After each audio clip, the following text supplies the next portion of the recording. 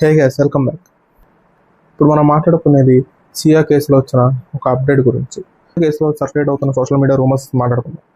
తనకు private page ఉందని, దాంట్లో సియాకి చేతన్కి మ్యారేజ్ అయిందని, చేతన్ అంటే తన బాయ్ ఫ్రెండ్ మ్యారేజ్ అయిందని, ఆ పిక్స్ దాంట్లో ఉన్నాయని, ఇప్పుడు అవన్నీ డిలీట్ చేశాయని సోషల్ మీడియాలో సర్క్యులేట్ అవుతున్న రూమర్స్. ఇవన్నీ పోలీసులు గ్రహించి తన ఫోన్ని ఫారెన్సిక్ డిపార్ట్మెంట్కి పంపించారు.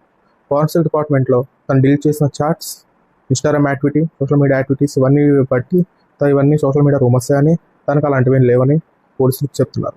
పోలీసులు ఇంకా ఇన్వెస్టిగేషన్స్లో విట్నెస్ స్టేట్మెంట్స్, డిజిటల్ ఎవిడెన్స్ ఇవన్నీ ఇంకా సేకరిస్తున్నారు. వాటన్నిటి బట్టి ఈ కేసు ఇంకా ముందుకు వెళ్తోంది. అందరికి ఒక డౌట్, ఇంకా సియాకి ఎందుకు శిక్ష పడలేదు? పోలీసులు ఎవిడెన్స్నే నమ్ముతారు, విట్నెస్ స్టేట్మెంట్స్ వీటినే నమ్ముతారు. ప్రూఫ్స్తో బట్టి ప్రూఫ్స్ బట్టే లా జడ్జ్మెంట్ వస్తుంది, అంతేకాని సోషల్ మీడియా రూమర్స్ బట్టి లా జడ్జ్మెంట్ అవుతుంది.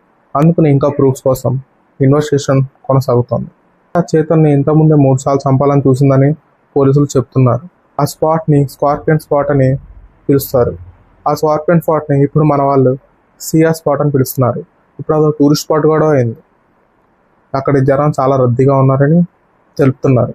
ఈ సోషల్ మీడియా రూమర్స్, ఈ పోలీసులు చెప్పేదాన్ని బట్టి ఇంకా నిజం తేలినట్టు కాదు. ఇంకా ఈ కేసు ముందుకు వెళ్తూనే ఉంది కాబట్టి మనం కూడా జడ్జ్మెంట్ కోసం వెయిట్ చేయాలి. మీ ఒపీనియన్ ఏంటి? జస్టిస్ వస్తుందంటారా, లేదా మీకేమైనా క్వశ్చన్స్ ఉన్నాయా? ఇప్పుడే కింద కామెంట్ చేయండి. మరిన్ని క్రైమ్ ఫైట్స్ కోసం ఇప్పుడే మన చరణ్ క్రైమ్ ఫైట్ని సబ్స్క్రైబ్ చేసుకోండి. Thanks for watching.